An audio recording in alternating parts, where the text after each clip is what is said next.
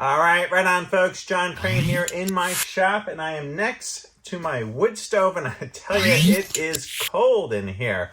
And I just want to give you a quick tip today on how I like to light these pressed wood fire logs. Now, my go-to is always to burn dried wood, dried firewood, but on occasion, I do like burning these pressed wood logs. Now, this one here is a Idaho energy fire log. This one here is a home fire log. And I tell you, the only thing with these is they are hard to light if you're just going to light these right from the start if you don't already have a fire going. Now, one way to do it is to put some kindling in there, build a little fire, and you set these on top. But I want to show you another method that I like to use. And I do use some of this Kingsford match light charcoal, and I use it in combination with some of these homemade fire starters that I make. I made another video about making these, and I'll put a link to that video in the description. But let me show you how I cut these up, and I do a little arrangement in the wood stove and how I get these to go right up. Okay, this one I'm going to cut into thirds, and all you got to do with these is take a hatchet or an axe, and you just got to give these a good whack.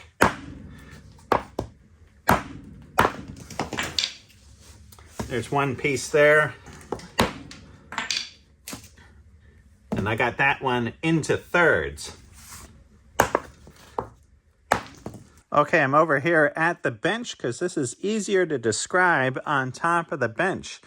Now, if you have a big rectangular stove like I do, say the door is here at the front and it's a big rectangle, and you can fit two big logs like this, like I can. I put two right here in the middle, and you got to pay attention to the airflow. So the airflow in my stove is coming right from the front, and I want to channel that airflow right into the middle of these two logs, and then the heat is going to go right up out the flue at the back. So now what I do to get these lit in my particular wood stove, I will show, you know, if your doors are from this side, I'm going to show that configuration later. But right now, airflow coming from the front, two logs I set right there. I take my homemade fire starter. Now this, in another video, I show this, and I'll put that link in the description. But this is just cedar chips into egg cartons with some wax poured on top. Also, I got some liquid paraffin mixed into that wax as well. But I take this and I put this right in the center. And I tell you, these things really go up quick.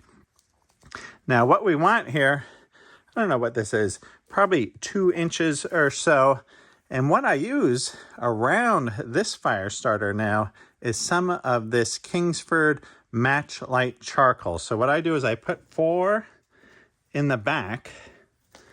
And I just stack these up kind of right next to that fire starter. So I got 4 in the back. I put 4 in the front. 1, 2, I lean it right against that fire starter. So we got our 8 pieces of charcoal, fire starter in the middle. I take a third of one of the logs. I put this on the back. And then I take a smaller piece here. This is about 1/4 of a log. I put this right on top of that fire starter. And then I take another 1/4 of a piece and I put this right on the front. Now what's going on when you light this up? This will light up, and this will act as a chimney for air to pass through here, and the heat will rise right up here through the center, and it will catch this all on fire. Now this is a method, I've been using this method right here for years, and this is a great way to light these logs. I just want to say too, when you're putting this charcoal in, don't pack these logs too tight together. You want to be able to have air to go around them, go past them. So you need a little bit of room on the left and right. You need that air to pass around that charcoal, to pass around this to get up and in. If you have it too packed in there, it's not going to let the air flow. Okay, here's another configuration. So say you got 2 doors right here on the front, and you have a rectangle going this way, or maybe you have one big door here on the front. Now, if you can fit 2 logs in this way, this will work just fine, the same method like we just did.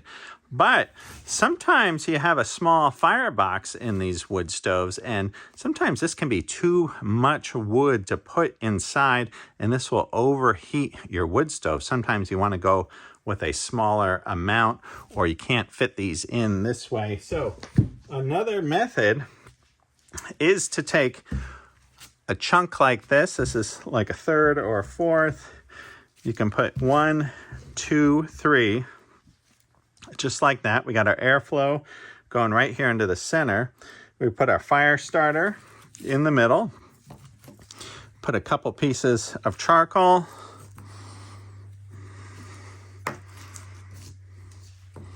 So this time we got 6 pieces of charcoal, and then we put this right on the top. So we got a little lid to our roof. Now it's always important to put something on the top because it's trapping the heat. All that flame is burning right here on the bottom, and this is great. This really lights this up nice and quick. All right, here's another method as well. If you want to put 3 like this on the sides, you know, it is nice to put them in there like this and they don't roll around. But you can put them just like this because this surface is a little bit easier to catch on fire than the side of this. So you can go 1, 2, 3, just like that, and then put this on top, but they roll around a little bit. I kind of like the other method where they're standing up like this. Or yet again, another configuration, 1, 2, 3, 4, and you put the roof on the top. Again, we're channeling the air from the end. Okay, now over here in the wood stove, you can see we got adequate space here. Air can travel through. We have our 4 pieces of charcoal in the back. We got our fire starter in the middle. 4 more pieces.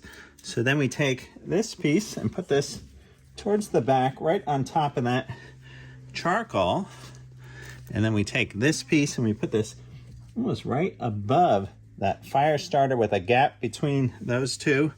And then we got this piece right here on the front. So before I put this piece in, I like to use a MAP gas torch. I always light my fires with this. You know, you can use a match, but this is just great. And I'm in my workshop here, and I always have this at hand. And it's great. It just has a little trigger. So we're just going to light this up. And our fire starter will go right up. And then, look at that. Look at that going already, right? And while that's going, we just put this piece here on the front. And you can see here how that's acting like a chimney. It's drawing air in. It's coming through these 2 cracks right there. That's drawing nice heat up through the flue of the chimney. That's what you want. You want to create a draft. You want a little bit of heat going up the chimney. A lot of mornings I'll come into my shop. You know, I'll start some coffee in the house. I come down here. I'll build a fire. And then I come back in about an hour. This thing is going nice and strong. The shop is getting nice and warm. Now I was going to say, if you don't want to make those fire starters, which I suggest you do because they're really good, and right, I got the video about that, but you can buy like these diamond ones, and it's just like a stick. Sometimes I'll just break this in half, and instead of that fire starter, I'll put this in the middle between the charcoal, and that works really good. All right, you get that going. Close the door, open up the vent. We'll come back in an hour and we'll check on the fire. All right, here we are 45 minutes later. You can see this thing is burning nice and hot. Even that charcoal is still cooking down there. This is doing great. All right, we'll come back a little bit later and we'll check on it again.